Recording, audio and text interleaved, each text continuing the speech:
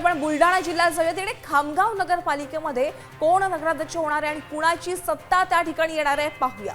बघा, विदर्भातील खामगावमध्ये भाजपच्या अपर्णा फुंडकर या संभाव्य नगराध्यक्ष असतील. भाजपचा इथं प्रभाव आहे.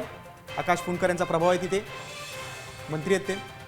आणि आपण बघतोय की 12 ते 15 नगरसेवक भाजपचे निवडून येतील आणि खामगावमध्ये देखील कमळ फुलेल असा अंदाज आहे. नक्कीच. आणि याबाबत आमचे प्रतिनिधी सिद्धांत उबारकर यांनी काय अंदाज व्यक्त केलेला आहे पाहूया. बुलढाणा जिल्ह्यातील सर्वात मोठ्या खामगाव नगरपालिकेत नगराध्यक्ष पदासाठी 6 तर 35 नगरसेवक पदासाठी तब्बल 141 उमेदवार आपले भाग्य आजमावित आहेत. यामध्ये राज्याचे कामगार मंत्री नामदार आकाश फुंडकर यांच्या परिवारातील सदस्य सौ अपर्णा सागर फुंडकर या भाजपच्या उमेदवार आहेत. तर काँग्रेस पक्षाकडून सौ स्मिता किशोर भोसले व राष्ट्रवादी अजित पवार गटाकडून सौ चेतना शर्मा यांच्यामध्ये तिरंगी लढतीचे चित्र आज दिसून येत आहे.